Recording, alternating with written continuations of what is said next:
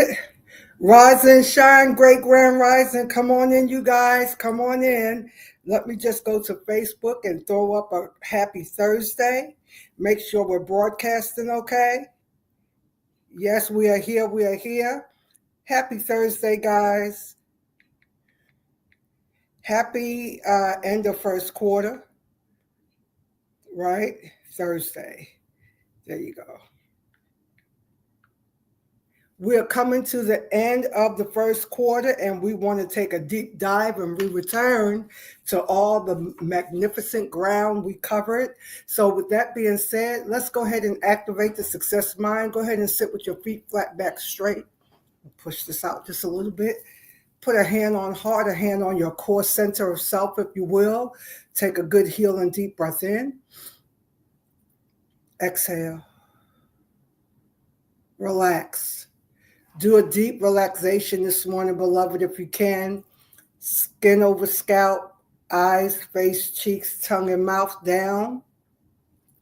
Dropping shoulders down from the ear. Come on. Your arms, your fingers, your torso. Sitting up straight, allowing that oxygen, the prana, the chi, the life force of God to flow in you freely, fully. Your legs, your thighs, your feet, anchor yourself. We are here. We are grounded. Come on, deep breath in. Exhale. Turning the focus inward. We consciously tap into the rich inner life, the kingdom within, the expansiveness of God within, the source of all power and authority. We tap in. Deep breath in. Exhale. We're so thankful and grateful for another opportunity. Come on in, guys. Give me a great grand rising. Let me know that you are here. And take a moment, tag your friends, family members. Let them know Spiritual Success TV is live. We're here lighting the way to help you create a clear path forward on your personal spiritual development journey. Beloved, we are at the end of first Q.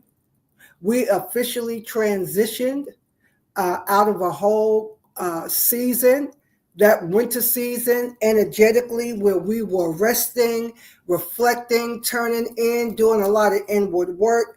Now it is time to make sure that those seeds that we are planting are being nurtured. So let's take a look. We, beloved, when I did this recap, I was just amazed at how much ground we covered. And we have to revisit and go back and assess and then celebrate, because I told people in my community all the time, when it comes to your transformation, your healing, your growth, it's never about a one and done. We need to get that out of our mind, because we're always moving, growing, evolving, and we want to be able to move, grow, evolve, and transform consistently, continually. So that's it's just an error. It's like a misnomer. I think we got that from those of us that was in, the religious community, especially in the mystical portion of Christianity, the Pentecostal apostolic side. We were used to all of that. Lay hands on me, breathe on me, blow on me, lay out, it's done, it's over, only to get up off the floor or come down off of that high and realize you were still in the same circumstance, same situation, powerless to change. You were not powerless, but we felt like we were, okay? So when we came into this magnificent year, our theme was me first. Y'all remember that? Me first. And this was not about being selfish. It was a declaration that we were going to take care of ourselves, our own growth, healing, nurturing, prioritizing ourselves, our mission, our calling, our business, our endeavors, me first. All right, so I'm going to look at this note. This is in the email. As we open this new year, we lay the foundation with the bold and necessary declaration, again, me first, right? Not out of selfishness, I said all of that, but from a space of divine alignment, intentional focus, and spiritual responsibility. Please write that down. Me first is not about selfishness. It's about divine alignment, intentional focus, and spiritual responsibility. Remember that our number one spiritual success principle. I take 100% responsibility for my spiritual success. And I will not blame anyone or anything for what appears to be lacking in my life, right? Nothing's really lacking. It just appears that way to me. And we're fixing that because we're shifting that, all right? So here's what we covered. We want to prioritize, we want to align, we want to take responsibility. I feel like we need to just take a breath right there and breathe, beloved. Yeah, taking responsibility.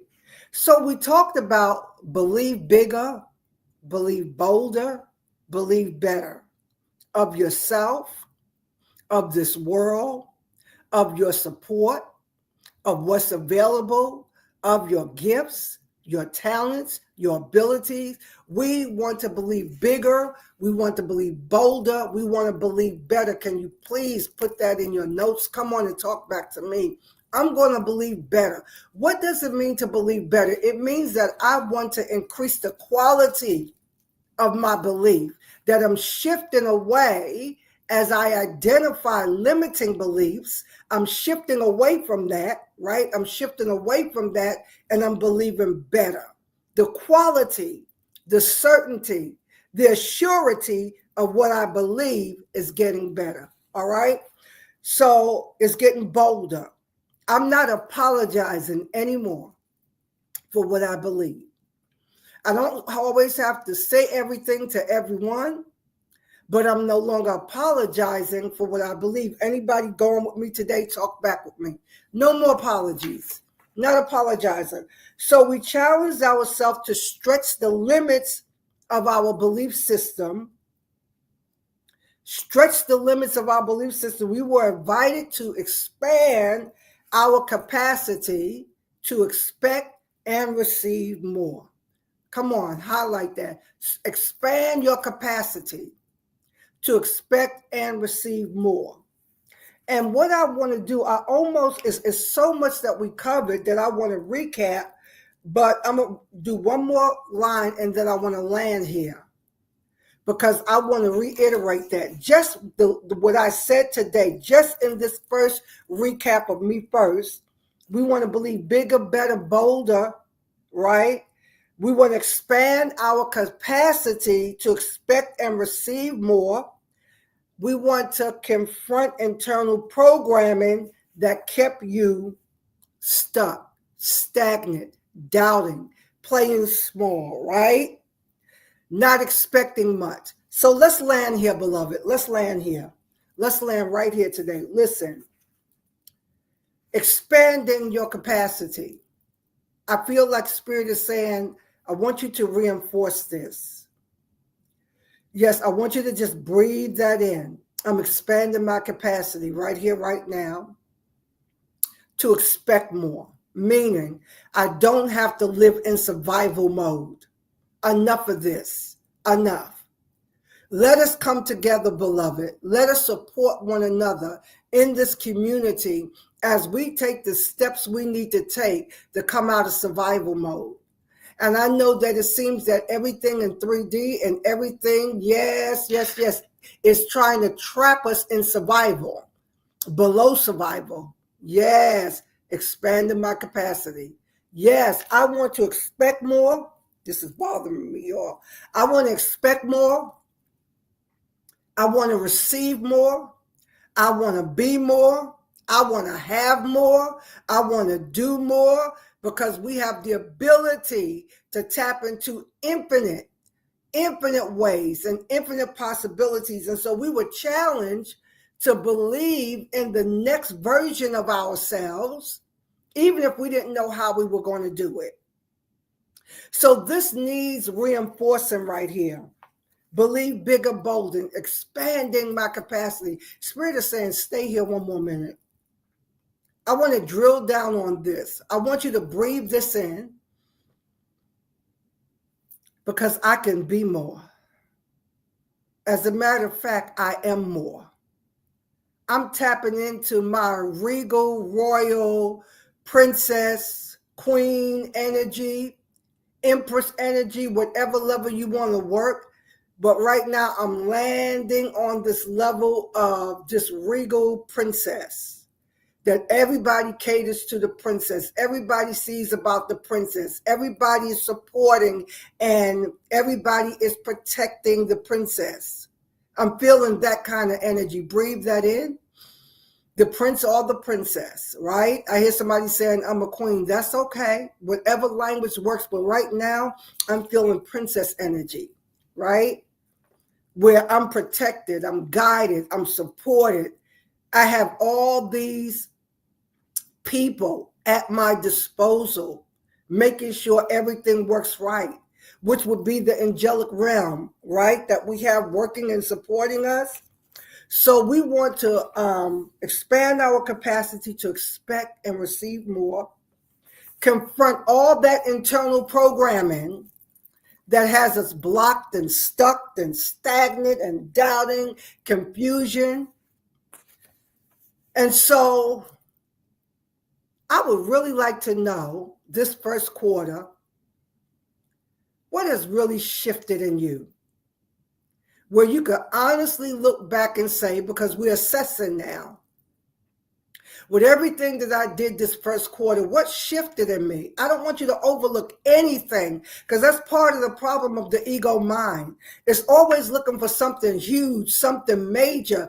But beloved, when we operate with the compound effect and we take teeny tiny steps consistently, it's going to yield a huge result. Y'all know the analogy that we talk about all the time, that if somebody said, I'm going to give you $5 million right up front, or would you want me to give you a penny a day that will multiply itself for 30 days?